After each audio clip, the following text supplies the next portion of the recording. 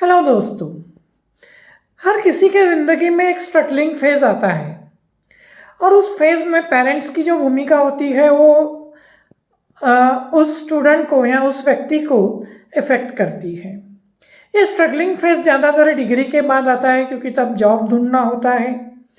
और अगर degree phase में ही सब्जेक्ट बैक आने लगते हैं तो उस फेज़ में आता है।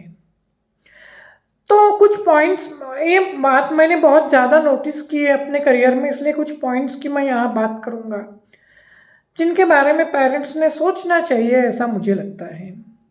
तो मैं सुयोधन देशमुख आप सभी से गुजारिश करता हूँ कि कृपया आप मेरा ये चैनल लाइक और सब्सक्राइब करें। तो दोस्तों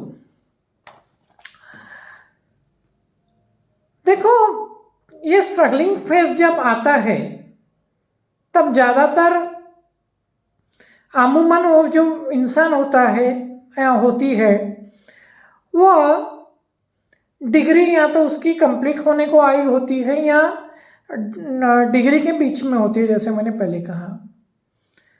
इसका मतलब ये है कि कम से कम 20 या 25 साल की इसकी उम्र तो होती ही है, कभी कभी ज़्यादा ही होती है, कम तो नहीं।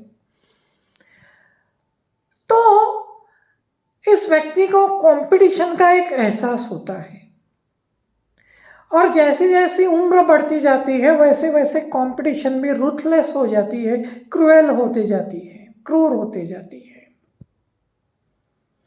और हमें इस बात का एहसास ही नहीं होता। हमें लगता है कि हमारा जो बच्चा है, बच्ची है, वो घर में रोज आती है, रहती है और उसको कुछ समझता नहीं है, वो कुछ खुद को सुधारती ही नहीं। मगर बात वैसी नहीं होती। हमें इस बात का अंदाजा ही अक्सर नहीं होता कि बाहरी जिंदगी में क्या कंपटीशन चल रही है और इस कंपटीशन का क्या प्रेशर है। देखो, 12th में प्रेशर होता है अच्छे मार्क्स लाने का, वो प्रेशर डिफरेंट है, अलग है। और अब प्रेशर होता है जिंदगी में खड़े होने का। अब यह तय होने वाला होता है आपके परफॉर्मेंस से जॉब मिलेगी या नहीं। और ऐसे हालत में पेरेंट्स की जो भूमिका होती है वो बहुत इम्पॉर्टेंट होती है। फ्रेंड्स के अंदर कंपटीशन होती है, कलीग्स के अंदर कंपटीशन होती है और ये क्रूएल कंपटीशन होती है पिछले दौर की तुलना में। अब इधर पेरेंट्स का भी ओल्ड एज हो जाता है, वो ओल्ड हो जाते हैं। उन्हें लगता है कि जल्दी से जल्दी अपना बच्चा बच्ची सेटल हो जाए, कुछ इनकम शुरू हो जाए तो बेहतर है। और इस सोच के अंदर वो ज़्यादा प्रेशर अपने बच्चे को ऊपर डालने को लगते हैं। हालांकि ये फेज़ ऐसी होती है कि जहाँ उनको ज़्यादा सपोर्ट की ज़रूरत होती है। देखो, एक सिंपल सी चीज़ मैं आपको बोलता हूँ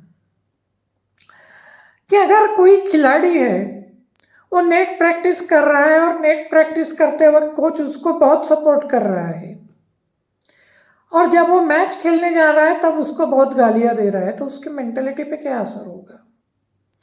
जब वो डिग्री कंप्लीट कर रहा होता है बच्चा, तब वो क्या करता है, वो नेट प्रैक्टिस करता है और डिग्री कंप्लीट होने के बाद जब वो जॉब ढूंढने जाता है तब वो तो असली मैच खेलने जाता है।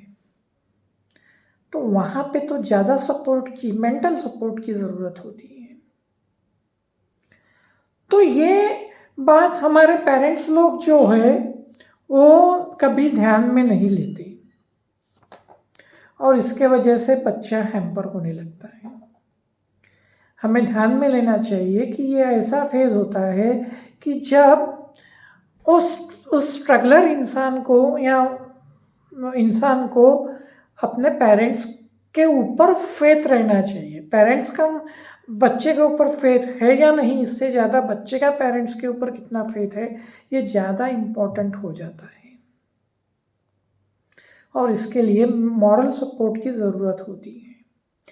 स्ट्रगलिंग फेज में बच्चों को एडिक्शन, कोई व्यसन जड़ने की एक संभावना होती है। अक्सर अगर आप पाएंगे तो ये स्ट्रगलिंग ईयर में या आफ्टर ग्रेजुएशन एडिक्शन का जो प्रमाण होता है वो ज़्यादा होता है। तो इसमें अगर आप सपोर्ट करोगे तो ये प्रॉब्लम हल होने की संभावनाएं ज़्यादा होती हैं।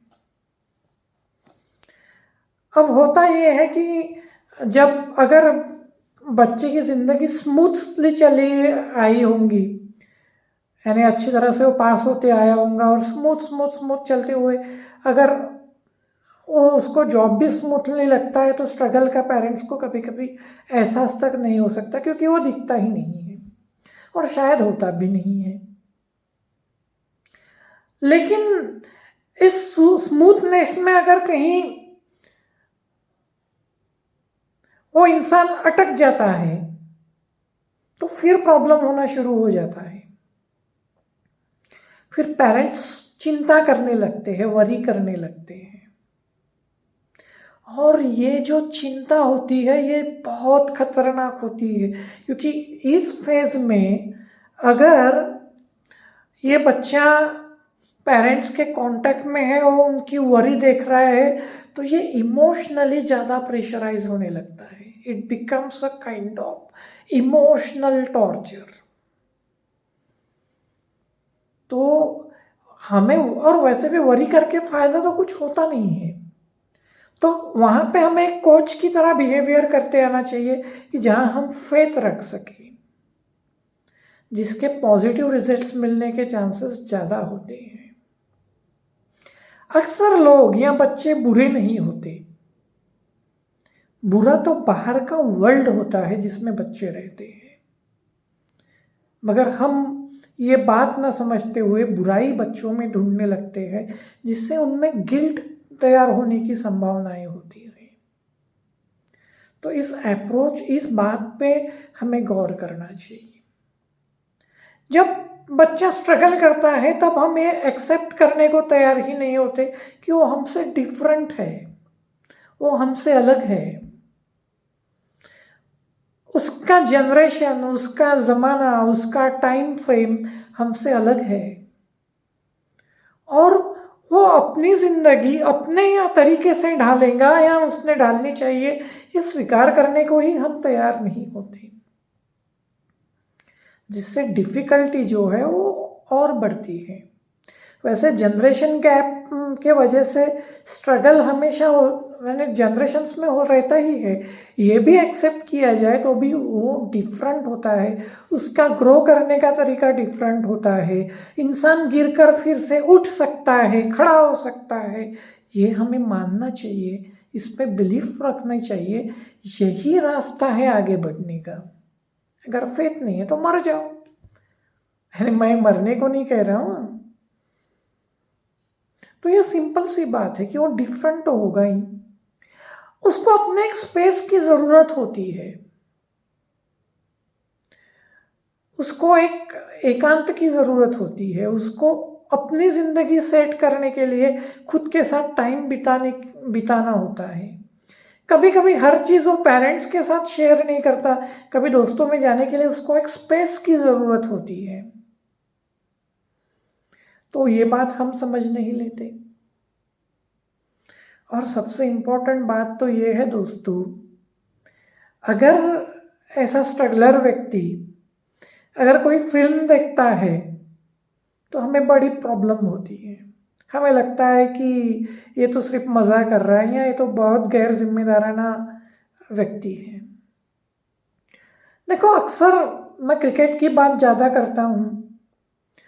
जब टीम को फेल्योर आता है ना, तो तब टीम प्रैक्टिस कम और अपना ध्यान दूसरी ओर लगाने की कोशिश करती है। कभी बाइक रेसिंग में चली जाती है, कभी गोल्फ खेलते हैं, कभी फुटबॉल खेलते हैं, कुछ और एक्टिविटीज़ करते हैं जिससे उनका ध्यान गेम से हट जाए और बाद में फ्रेश होके और वो तैयारी कर सके। मगर हम ये एक्सेप्ट ही नहीं करते कि उसको एंटरटेनमेंट की ज़रूरत हो सकती है। तो ये बात भी हमें समझनी चाहिए। देखो, इसका मतलब ये नहीं है कि हम बच्चे की कोई भी गैर जिम्मेदाराना हरकत को सह लें, लेकिन हम हमारा अप्रोच ठीक करके बातचीत से हल निकाल सकते हैं, ना कि ब्लेमिंग करने से। तो कभी और वक्त मिलेगा तो इस बात पे और डिस्कस करेंगे। फिलहाल मैं सुयोधन देशमुख आपकी इजाज़त लेता हूँ और आपसे गुजारिश करता हूँ कि कृपया मेरा ये चैनल लाइक और सब्सक्राइब करें। धन्यवाद।